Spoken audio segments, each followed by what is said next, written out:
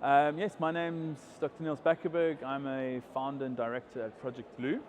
We are a market research minerals intelligence company looking at supply chain intelligence for critical materials relevant to the energy transition.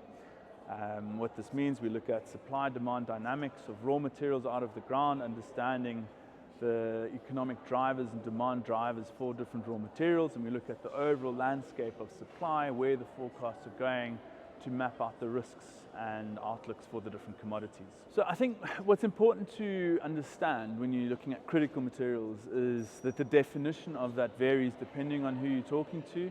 Right now, when you hear critical materials, you're thinking lithium-ion batteries, so lithium, cobalt, manganese, nickel, copper, obviously exceptionally important and sort of central to critical materials globally for electrification and energy transition in general. And from an African context, Africa is well known for its mineral resources, its mineral heritage, historically, past, present, and future. And so the trends of investment in South Africa, or in Africa in general, is trying to understand where are the different opportunities in here, right? We've got different pockets of resources, lithium in Zimbabwe playing an important role. You've got various sort of different types of lepidolite or other types of pegmatite deposits in Namibia, northern Cape of South Africa. Smaller type deposits struggling to find a sort of feet on a global economy and a competitive landscape. But yeah, quite central conversation is actually Central Africa, the copper belt, byproduct cobalt, and the supply chains around that. So much like in general, it's understanding what is the investment landscape. For the past 2 decades, we've seen a lot of Chinese investment come into the continent, building out its own industrial development in China, right? So as China's economy grow, with its steel economy that sort of peaked in 2020 and is now tapering off, there we get a focus into more value-add materials. And this whole lithium-ion battery and electric vehicle economy is really building out these new opportunities, where you're starting to see investments again into new age green metals, or sometimes the terminology used.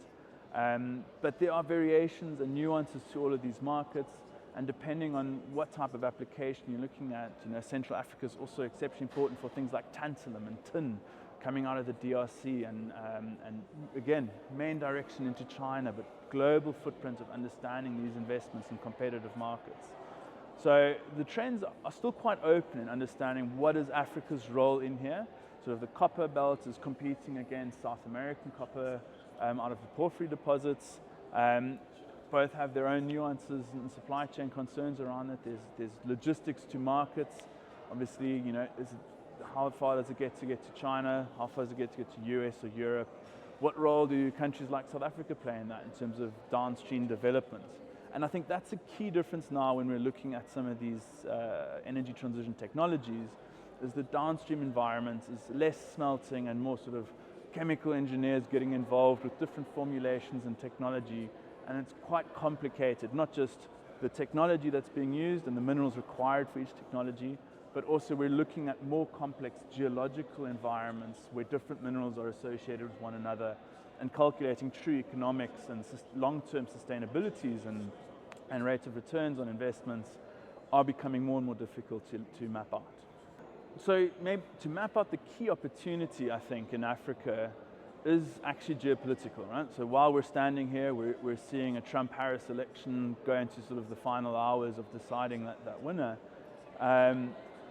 But the geopolitical relations from an African continent perspective is actually positive relations in all directions, right? So you've got a lot of investment from China that's really well baked into a lot of our economic opportunity from the past 10 to 15, even 20 years.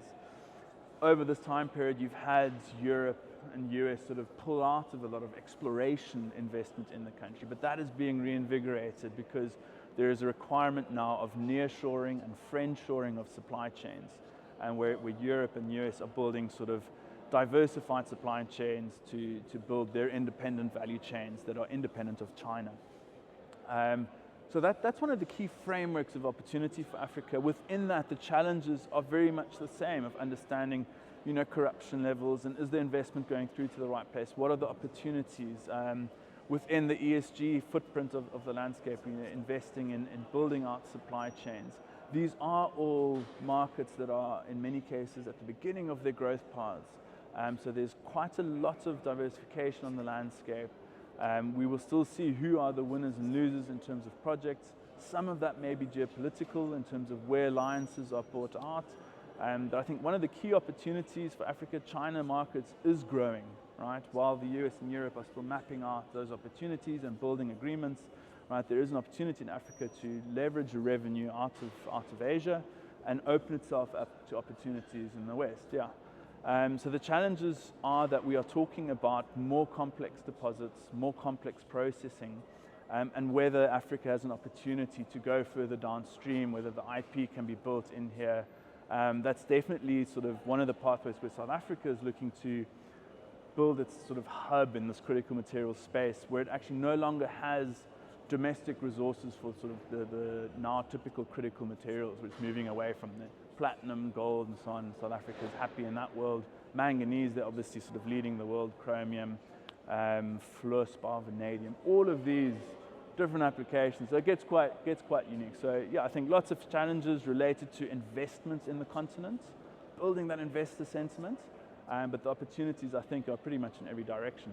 The Australian, Canadian footprint in Africa is, yeah, as you pointed out, is upstream, right? This is in the exploration, and that's not new, right? You've got a lot of exploration companies that are listed on those stock exchanges, and that is where the money is spent in terms of doing greenfield exploration. That's probably true not just within Africa, that depends on a global footprint, you'll see a lot of that. Is that enough? I mean, there are established players, right? You're seeing some of the big mining houses starting to invest. You've got Rio's recent investment in lithium, showing that we're getting some of the big mining companies involved in this critical material space. But they are still relatively small volumes, right? So they're not a copper industry, right? So the investment profile there looks very different at the moment. So the demand story currently isn't necessarily enough for most of the big mining houses to jump in. They are all looking at it because they can see the opportunity direction. And also it will start to impact some of the other markets. You know, iron ore market is being impacted by a plateauing in China. Copper still seems to be along for a good ride, but coal obviously a key question around the energy transition. You know, what is its footprint? And again, things like Trump election would have significant impacts on maybe reducing some of the acceleration into an EV penetration, which would dampen some of that demand. So there's still quite a lot of risk in terms of what is the 10-year, 20-year, 30-year forecast for electric vehicles. And those will continue to evolve, especially where we still have political shifts here and there that happen every 5 years. Often when you have this conversation, the first example people bring up is Indonesia. Right, they imposed a ban on exports of nickel, and then that incentivized investment from Chinese smelters to put NPI smelters in place. That went one further with Tsingshan building its stainless steel plant in Indonesia and sort of kickstarting a new stainless steel center, which incidentally South Africa benefited from in terms of exporting ferrochrome and chrome to that center because it needed that. It had the nickel, but it needs the chrome. So yeah, South Africa's looked at export bans and export restrictions. Zimbabwe, as you've mentioned, has looked at that as well. They tend to soften them in time. So Zimbabwe, it's not the first time that this ban has been put in place on raw material exports. Unlikely to be the last, and the idea is to incentivize it. But fundamentally, you need to understand where the demand market is and what's the investability and capital requirements to build that next level. We are talking about a chemicals industry now most of the time. These are complicated formulations. You need different reagents and materials that if those aren't domestically available, the economics of doing that doesn't necessarily mean you've got the raw materials, this is the right place to do it. You have to look at all sorts of components that are required for the overall downstream sector, which are getting more and more complicated. So it's no longer necessarily that the material in the ground is the key risk factor. It's actually a bigger picture. Obviously, without the material in the ground, that's part one. Where is the stuff? How cheap is it, or how expensive is it to get it out of the ground? So yeah, so in terms of investing in that space is a key part. And once you have that, what's the export market? Right? If you want to build a battery down here in Africa, it's not just nickel, it's not just cobalt, it's not just lithium, right? There's a few things, and so you need to map out the full supply chain here. And fundamentally, even if you look at some exports of manganese, for example, right, which goes in 35 to 40% grade in ore, but if you produce a manganese sulfate, it's also 30%. So actually your transport volumes are, in this case, less if you export a 40% ore compared to exporting a 32% manganese sulfate. So your transport footprint increases even though you've gone further downstream. If it's a one-for-one exchange, which is not the case, but there are nuances like that now to be looking at. It's not like taking a 40% chrome ore out the ground and converting that to a 60% ferrochrome, so your export volumes halve, or something to that extent, right? So there are other economics at play here that actually mean having different sort of downstream hubs might make more economic sense. So you need to understand the economics of each of those, put together a map. So it requires collaboration, right?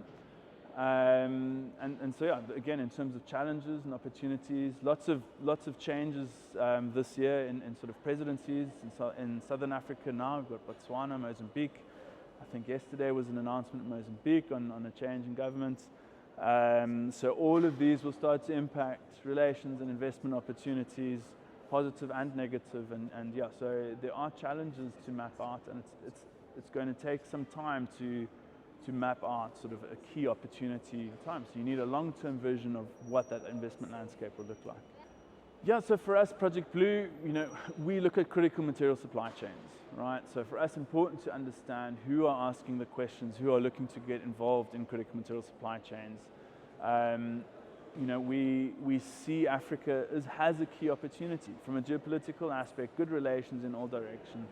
We see a race for African commodities. If you look at the investment of China in the Tazara Railway through to Dar es Salaam, US investment into the Lobito corridor out of Angola in terms of accessing African raw materials, right? And understanding what are the demand growths, what are the risks, what are the opportunities.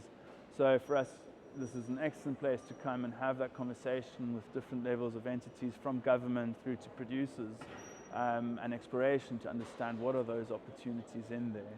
And I think really that's the landscape for the delegates here to try and map out, what are the complexities, what are the opportunities, and what are the challenges. So these are fast-moving markets with technologies advancing quickly. Lithium-ion batteries have evolved very quickly over the last 5 to 10 years, meaning impacts on different raw materials. You've got LFP batteries, so lithium iron phosphate, impacting growth opportunity for nickel, manganese, and cobalt, cathode-type raw materials, and all that. So it's a big conversation, and the more of these places we can go to have that conversation, the better.